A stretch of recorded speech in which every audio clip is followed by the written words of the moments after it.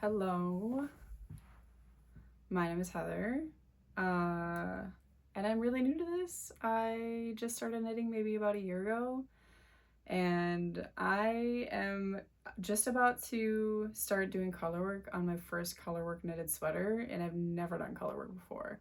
It's always something that I've found like super intimidating. So but I get the concept, you know. I feel confident that I could do it. I just started doing short row neck shaping on my last sweater that I did, but it was all a solid color. So I'm actually really excited. The only reason why I'm doing this is because I was looking for resources on trying to knit the King Salmon sweater by Caitlin Hunter, but all of the resources I found were for the halibut sweater. And although it's really similar, I just thought it was super nice to like not really have as a resource for other people, but more of like we're buddies, we're knitting this together because yeah, I don't really see anybody else knitting this yet. I know that this pattern was just released a little bit ago, so that's probably why. And I did print off, anytime I have something really complicated, I do actually print off the actual sheets. So I printed it off and I already started on the neck actually. It calls for like 3 different necklines that you can do. I think the same as the halibut sweater where you can do like a turtleneck. You can do one that's kind of like a mock neck and like one that's more of a crew neck. But I actually got this idea from Callie Threads. I have been loving her videos. I actually didn't know that knitting podcasts were a thing until I started watching Handmade by Florence.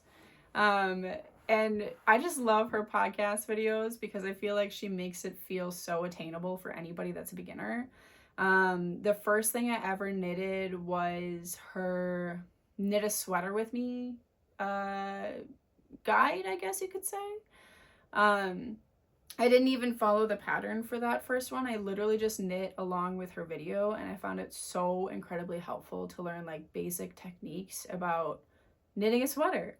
So I've used her same format for a lot of different things, and then as I've gone on, I've just adapted them to like my personal style. So I was seeing the halibut sweater all over Instagram, all over YouTube, and people knitting through that. It's like a viral sweater.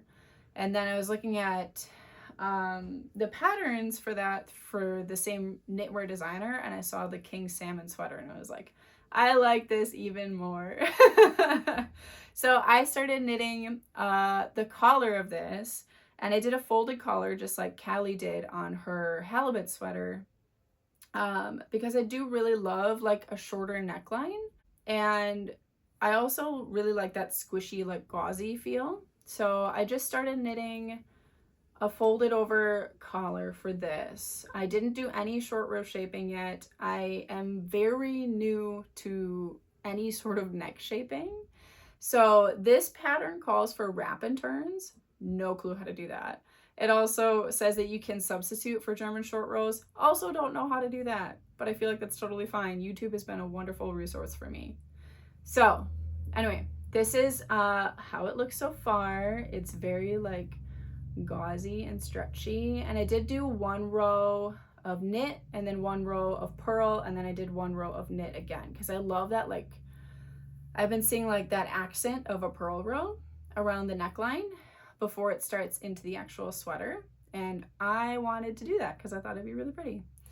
So I am just about to do my first attempt on wrap and turns on this, and I'm really excited. So on this very beginner knitter's journey, I'm using this yarn, and then for the salmon part, for the fish part, there's dog hair on it. I just have this from one of my previous projects. It's like leftover yarn. So this is loops and threads. It's an acrylic yarn. I know that this stuff won't hold up forever, but I'm also, because I'm such a beginner, if I really love it, I'll knit it in a better yarn later. So right now I'm getting by on cheap yarn and needles that I just liked. So I've been using the Knitpicks needles. I have a couple circular needle sets from them, And I just like the wooden ones. I used to knit with metal when I was first starting out, but I actually really like the wooden ones. So I've been knitting on these for a while, and I love them. They're great. The only thing I will say is I have over tightened a couple of them, and I did break 2 of them because I put the key in. If you can see, I don't know if you can see or not, but there's this little hole that you put the key in, and then you screw your needle on. And if you over tighten it, I over tightened it and it like popped out. So I had to have that glued back in, but it's been working fine ever since. But another thing that prompted this video is because I was super excited. I just did splurge because I got a gift card for Mother's Day. And I have been looking at these Lykke or Luca, I think it's pronounced Luca, needles. And I wanted the shorty set because I usually use magic loop, but like for sleeves and stuff, I feel like I'd rather have something a little bit shorter. So I literally just got these in the mail today. And part of what drew me toward them is because, I mean, they're wooden like the Knitpicks, but they have a swivel cord, which I thought was really interesting. And I thought could help me because sometimes when I'm doing magic loop, it can get caught in that like weird S position. That isn't very fun to keep on adjusting. But I splurged for these because I saw Callie Threads really likes these types of needles. And I was like, well, we kind of knit similar stuff. I love her style. So yeah, I am just opening these for the first time, these little packet. But these are incredibly tiny. I didn't realize they'd be so small, but I actually really love them. I think these will be perfect for knitting sleeves. These are beautiful needles. So I can't wait to actually try them out. Looks like they do come with keys, just like the Knitpicks do, and cords.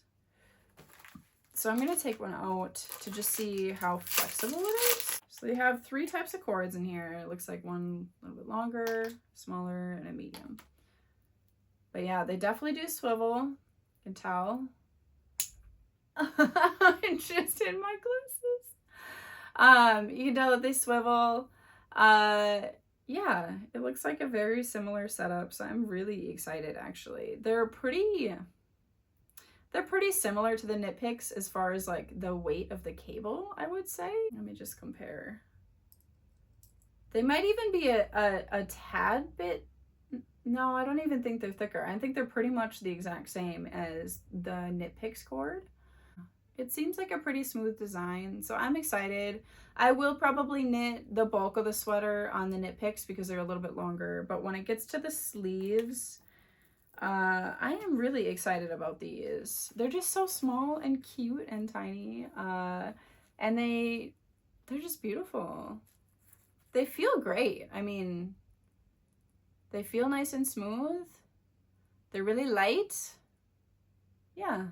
I'm super stoked about that. So anyway, this is like my check-in / introduction. I don't know if I'm going to be doing these videos anymore, but I just thought it was cool. All of the knitting podcast people on YouTube, thank you, because you've inspired me. It seems way less intimidating, I guess, than other YouTube videos because I feel like the space, the community is just so welcoming and sweet. So yeah, I come from knitting a bunch of chunky sweaters, so for me this is a little bit more of a project, but it's definitely, I've gone through a mental shift from completing the projects as fast as possible and enjoying chunky yarn because it goes fast to more of just enjoying the process of knitting. It's not about the end, I guess. It's more about the journey. So anyway, thanks.